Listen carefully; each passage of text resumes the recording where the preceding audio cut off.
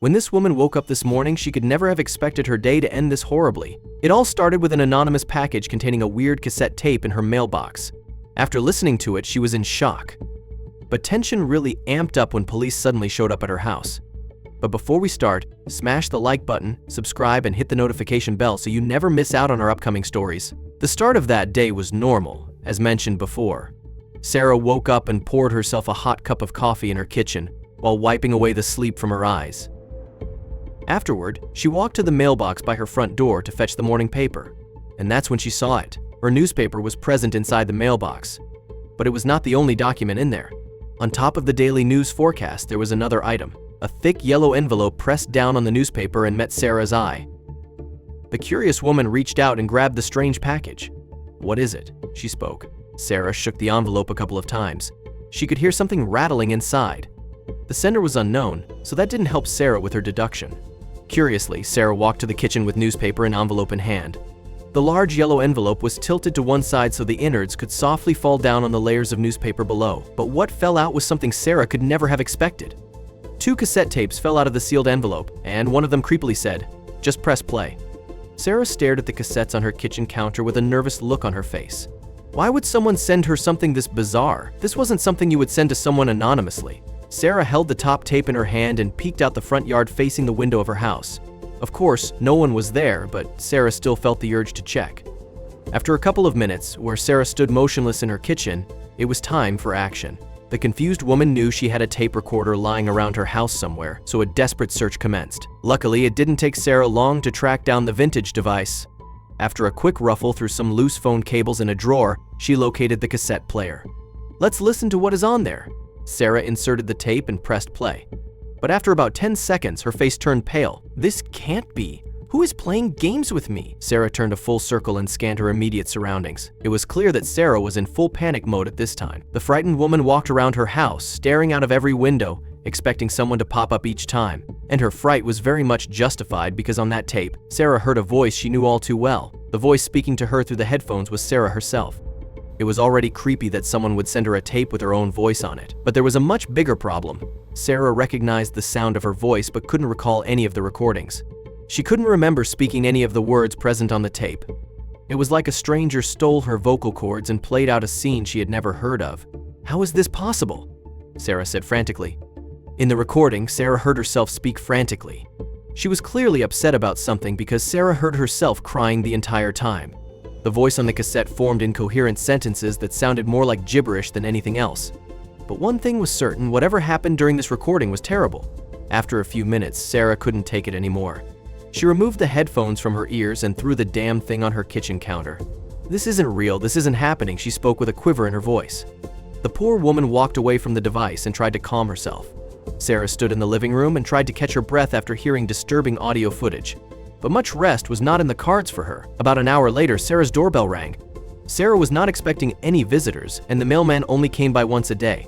Tension rose inside Sarah's body again as she ventured toward the front door of her house. Carefully, she lowered the handle and opened the door to see who was standing on her porch. Sarah was hesitant after finding the tape in her mail, but who she saw then even added more bizarreness. 2 policemen were standing in front of her house, which gave Sarah an immediate shiver. The 2 officers asked if her name was Sarah Foster, and Sarah confirmed this question. "All right, Miss Foster, can we come in, please?" Sarah was confused, but she obliged the request. The officers walked in without giving any further explanation as to why they were there. There was complete silence as they walked through Sarah's house, clearly searching for something. The police officers passed through every room on the ground floor with an open door, scanning the entire layout of her home. The confused Sarah followed the 2 uniformed men from a distance. She didn't like that 2 men were walking around her house without explaining why that was. But they were cops, so she did not dare to question their motives. Sarah saw the officers whisper to each other when their paths crossed. Eventually, the 2 policemen came to a standstill in Sarah's kitchen.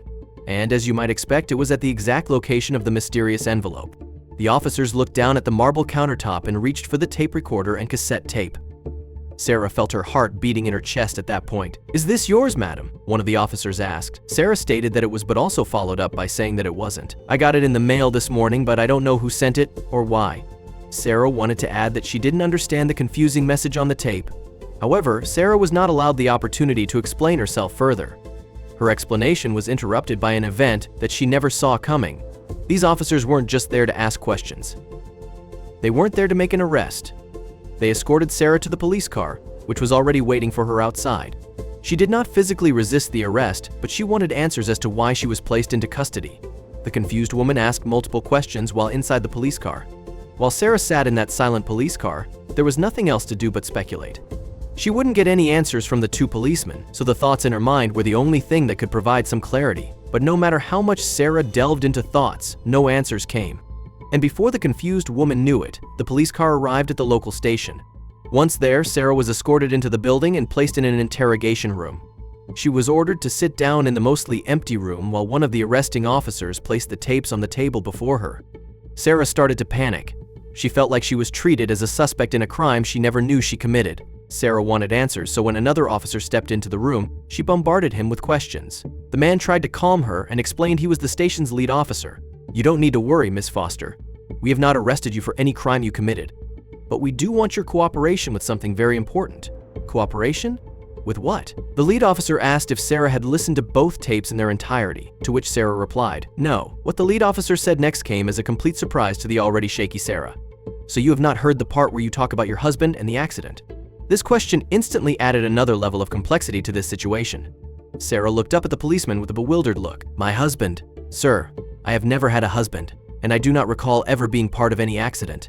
The officer looked at Sarah with amazement because he noticed that Sarah believed every word she had just spoken. This woman only wanted answers, and he was able to give them. The officer explained that they were contacted by someone with extraordinary and very important news this morning. "This person knows you very well, and she is eager and obliged to answer all your burning questions." The officer leaned back in his chair and knocked on the door of the interrogation room. Seconds later, the door opened and an older woman stepped inside. Sarah recognized her instantly. It was Sarah's family therapist. She was a close friend and she helped many of her family members with multiple issues. "What is going on? Why am I here? And what does this have to do with my therapist?" Sarah's therapist took the seat of the policeman, and he stepped back and observed from the room's corner. The older woman grabbed the cassette tape on top and placed it in a tape recorder that was already present on the table. Together, they listened to every spoken word this time, and the message shocked Sarah. At the start of the audio footage were the words Sarah knew. It was a highly emotional roller coaster of incohesive words spoken in Sarah's own voice. None of them made any sense once again. But then they reached the rest of the tape, and a second voice was heard, that of her therapist. Sarah leaned in and listened intently. On the tape, Sarah's therapist asked Sarah to calm down her emotional state and explain in understandable words how her traumatic experience came to be. "Please share with me what happened during the accident. Sarah, it will help." On the tape, Sarah explained a car accident that had occurred about a month before the recording.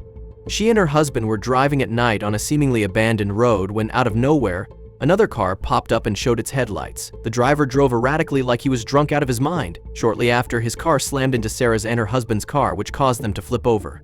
On the tape, Sarah explained that she was in pretty bad shape, but her husband got the worst of it and passed away because of the crash. Present-day Sarah looked up from the recorder with wide eyes. Sarah's therapist looked at the disturbed Sarah and urged her to continue listening because the important part was about to come. Sarah obliged and then heard the reason why she was brought to this police station today. Tape Sarah said, "After the crash, the driver got out of his car. He came by to check on the situation but did not decide to help. I got a good look at him, but also saw him get back into the car and drive away. Shortly after, I blacked out and woke up in the hospital." After that statement, Sarah's voice got emotional and chaotic again. After that, the therapist turned off the recorder and explained that this was one of the multiple sessions she and Sarah had over the course of months. The second tape is basically the same. "Every time we tried to work on this traumatic event, me as a therapist, and she as my patient. But why can't I remember any of it?" Sarah asked. Her therapist provided a very good explanation for that as well.